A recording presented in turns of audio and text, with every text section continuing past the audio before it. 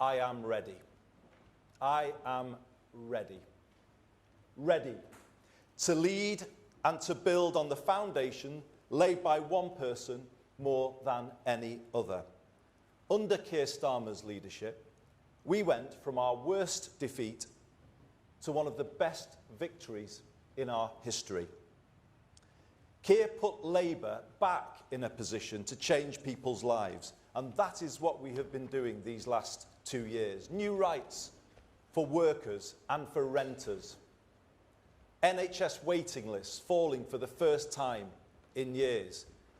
In fact, since I was Health Secretary, I think, so well done, Wes. Rail back under public control. Britain's reputation rebuilt on the world stage. And as Lucy said, just this week, the biggest rebalancing of the scales of justice this country has ever seen. Today we thank Keir for his service to our party and to our country.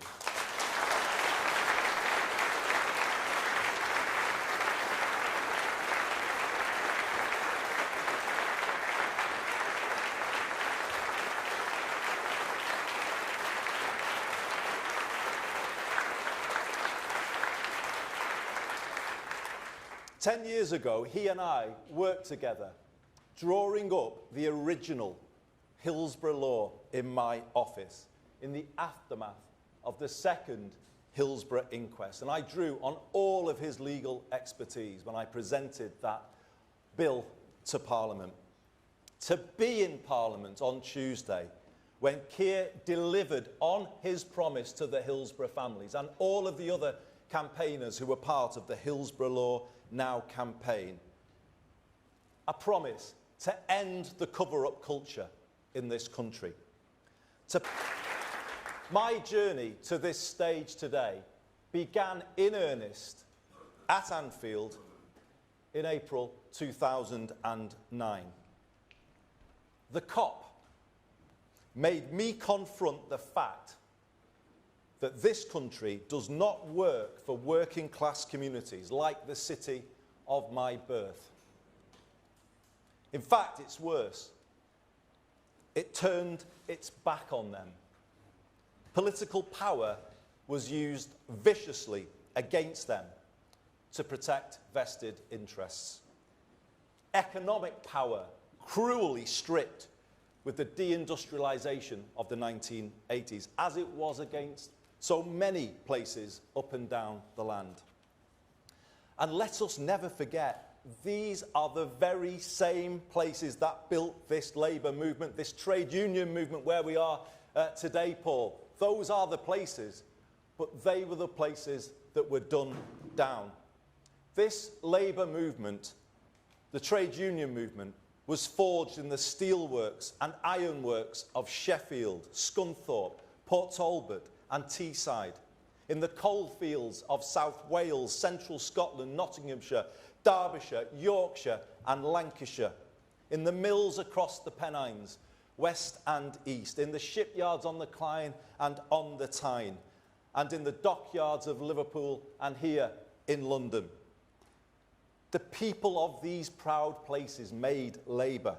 But we have to ask ourselves, just as I had to ask myself at Anfield that day, have we been good enough for them? Change starts with honesty. We must recognise that this generation of politicians, myself included, have failed to challenge a political culture and an economic model that simply doesn't work well enough for ordinary people. 4 decades of the neoliberalism that began in the 1980s have not been kind to the places that built our party, nor to the communities across the UK in rural and coastal areas. So we pledge today to them to be better. And as I accept the honour of leading this party forward, I will tell you about 5 things I will do to make us so, to make us better. First, I will work relentlessly to build a culture of one Labour team, because change starts with us.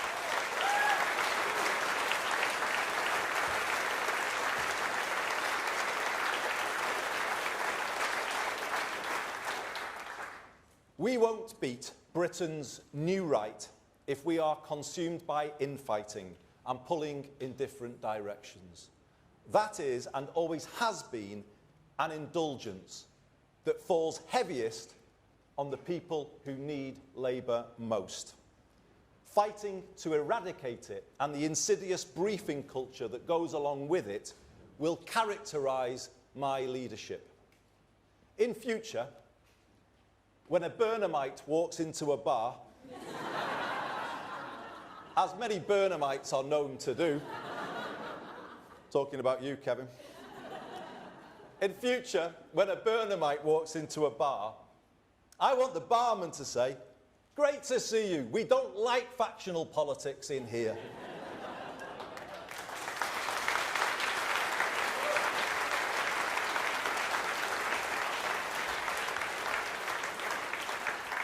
Now, you might know, and your reaction suggests so, there's a different version of that joke told by people who put internal politics before anything else. But here's the truth. Their factionalism has bedeviled us. Today we move beyond it. I have supported all our Labour leaders in my lifetime because I believe a united Labour Party and Labour movement is the best hope for our country. And I know you believe that too, as do our members up and down the land.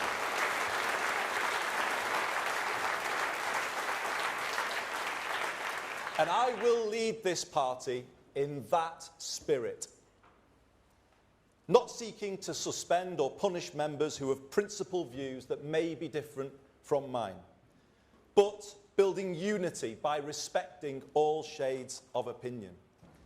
And contrary to what you may keep on reading, I haven't made any decisions yet about who will be in that top team, but I will soon. And when I have, you will see it reflects all parts of our party, all communities, and it will reflect your own place within this great party of ours. A stronger, more united Labour Party lifting up a stronger and more united Britain. And this brings me to my second change. I will work to build a new politics. The country is crying out for it. We might enjoy the point scoring against others. The public don't. How can politicians point fingers when living standards are falling and politics as a whole isn't working for them? It infuriates them and makes them switch off. In Makerfield, I decided to make a break with this. I said we hadn't been good enough. I told people what I would do to fix it. You know what? People started to listen again. They gave us a fair hearing, as the great British public always do. And then another chance. But let's be honest, everybody, this is a last chance to change, and we must take it together. United together.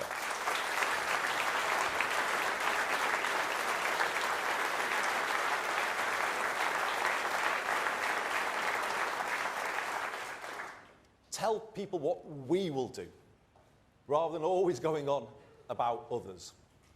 And if we do more of that, let's see if we can get the ear of the country as well, not just Makerfield. Let's take a problem-solving rather than a point-scoring approach. Let's have the courage to fix the big things that politics has neglected, like social care, and have the conviction to go out there together and argue for our plans. And let's have the self-confidence to find common ground with other parties where we can. By seeking more consensus, we may just find the change we make is more lasting. We may find our political discourse in this country becomes that little bit less toxic, and we should be working to achieve that too. And the turbulence of the last decade may not quite feel as so inevitable as it does today. My third change is our political direction. Yes, we will work with other parties where we can, but doing so from the clarity of knowing exactly where we stand. As your leader, I will set a direction that is distinctively Labour.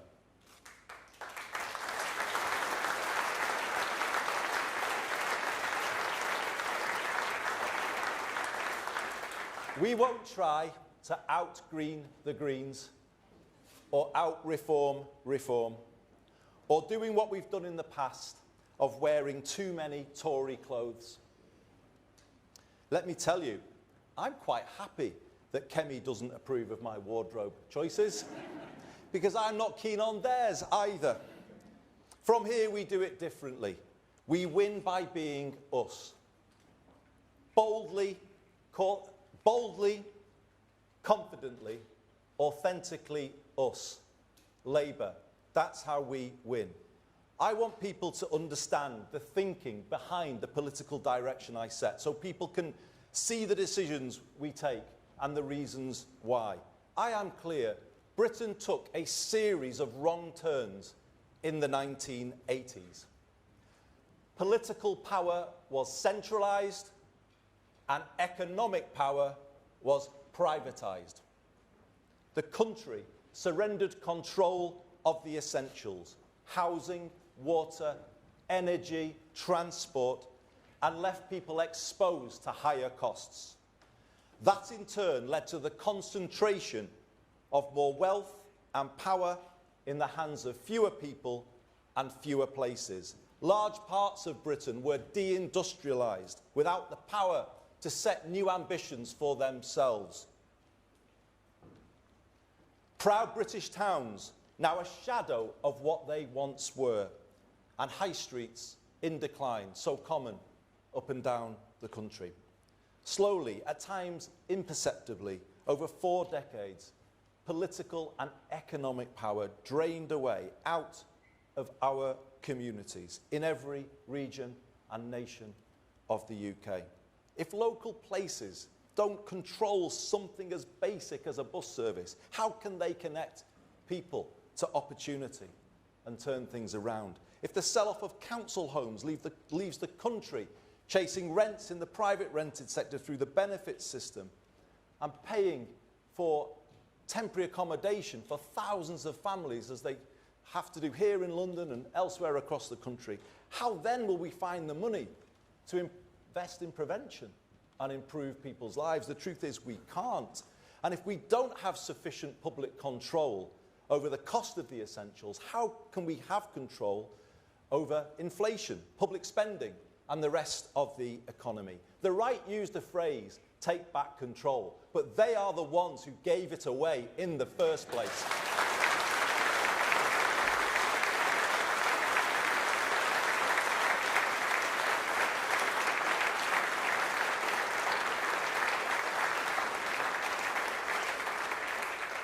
If we want an economy and a country that works for all people and places, which to me should always be at the very core of Labourism, then it requires a new path to the one we've been on for the last 40 years.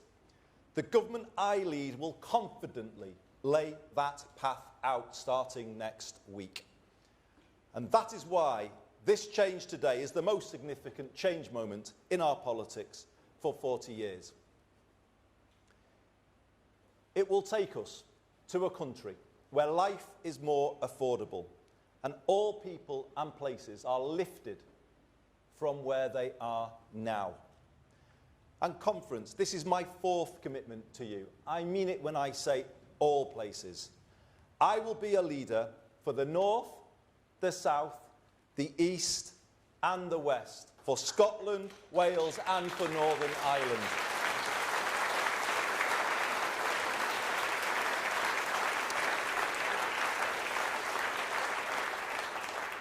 Yes, the north of England has given me so much, everything in fact. And in return, I have sought to give it the strongest voice I could. That was my job. But now I do the same for everywhere. Because I see the same challenges everywhere I look. The same challenges can be found in the southwest as the Northwest, or in East Anglia as the Northeast. And this is the moment to speak for all parts of the country and unite people in a common cause. I love every part of this country. I love all the different accents, all of the different traditions, some of the football clubs. But no, I love every part of it. But I also know they can all be more than they are. And that's what kind of drives me in politics, the kind of feeling that they should be more than they are. The feeling that kids shouldn't have to leave those places, those proud places, to get on in life. We should make them more than they are, help them take power to be more than they are. And this brings me to my fifth and final promise. We will take power back from Westminster and Whitehall and give it to the place where you live.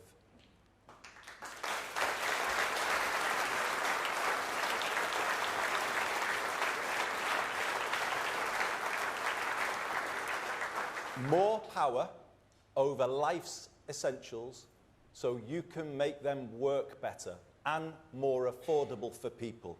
Just as my good friend Steve Rotherham is doing today as we are here meeting at the TUC in London. He is at a meeting, chairing a meeting of the Liverpool City Region Combined Authority, and he is presenting to that meeting a plan to put the entire Merseyrail network back in public ownership by 2028.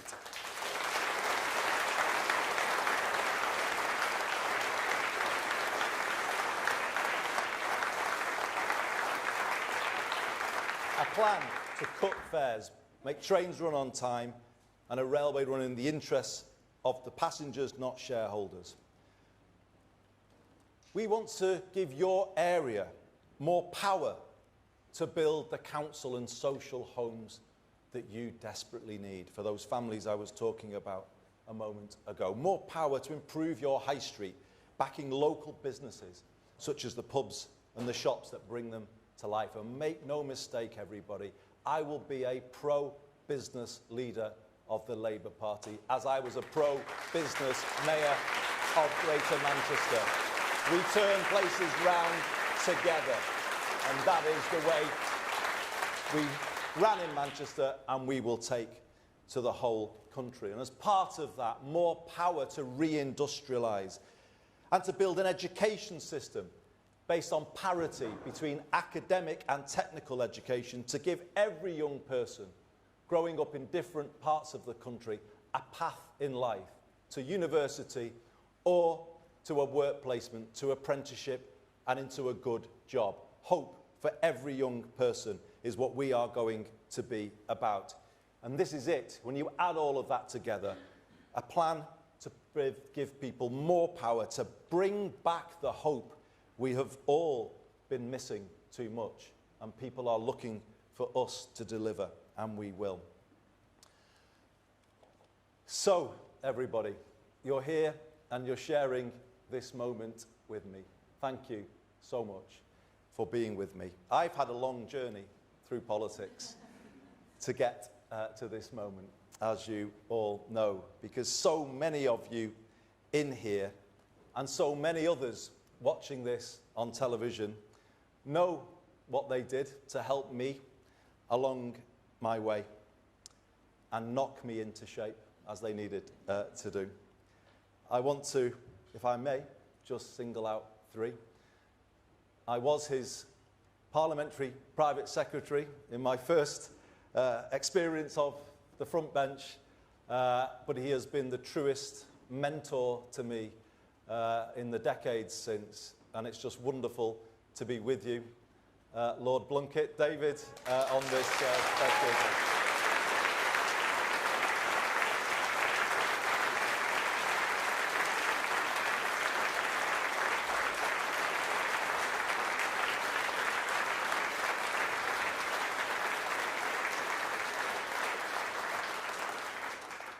I would say he taught me everything I know, but no, he did. Certainly not about football. but it is wonderful to have you at this moment with me, David. Can I also say to Dame Margaret Beckett, you were a wonderful friend to me and guide throughout my time in the cabinet. You were always there for me to give me that nudge that I needed. And similarly as with David, I am so proud, honoured that you are with us today.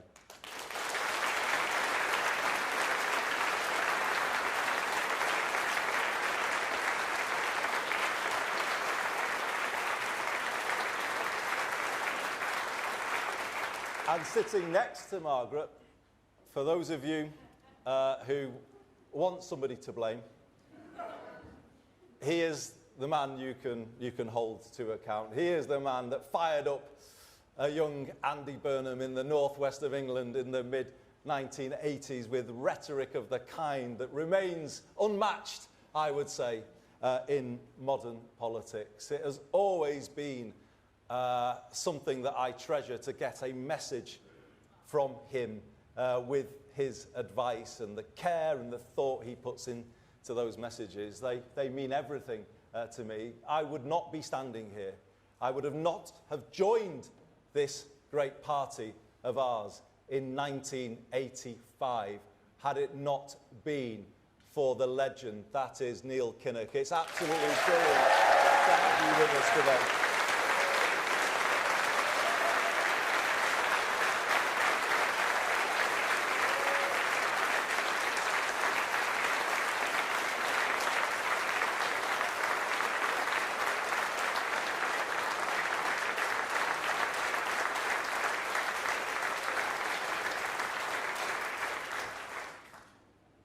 So many of you here who I can't name, so many watching, have helped me get here. I haven't done it alone.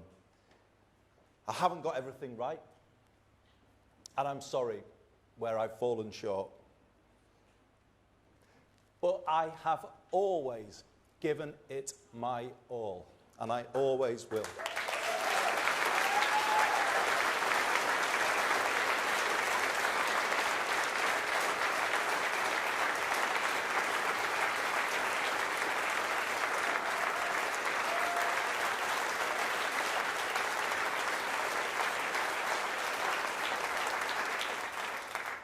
Truly, I've given this party everything I've had, but now it's done the same for me. I have listened and learned as I've gone along, you'll be pleased to know. And hopefully, I've got better as a result. You can be sure of this. I know what I believe after 25 years as an elected Labour representative. And I know what I want to do, working with you all. I have a plan. And what I also want you to know is that I won't change. I have a style, it's my style. I will always stay close to the ground, close to the people. Hopefully, still in my season ticket when the new season starts. In Cardiff on Tuesday. Brilliant just to meet and chat to people as they came up to speak. I will always stay the same because I draw my strength from people.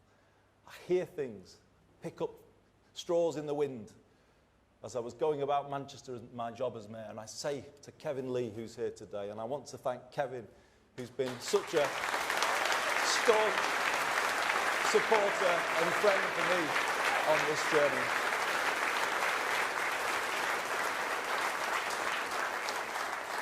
I would bring a little idea from Greg's or the pub or wherever, and he'd say, well, this is hardly from a think tank, what am I meant to do with this? But that's how we did it, just to be close and listen, and that's what I'll do. I'll be out and about in August, in all parts of the UK, definitely in the south, and I'm off to Gravesend later to show I'm for the south too.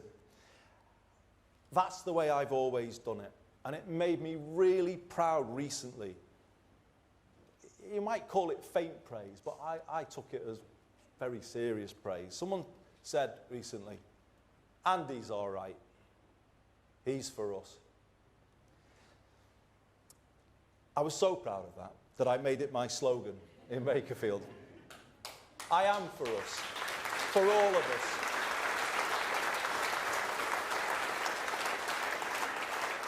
And I want people to say once again that Labour are for us.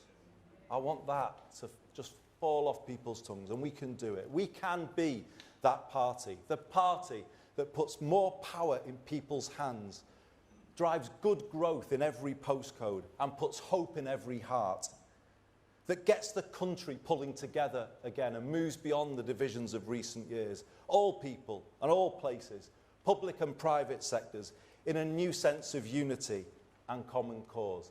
That's my mission as your new leader, to bring back hope. I believe in all of you, and I am confident we can do it. Thank you very much.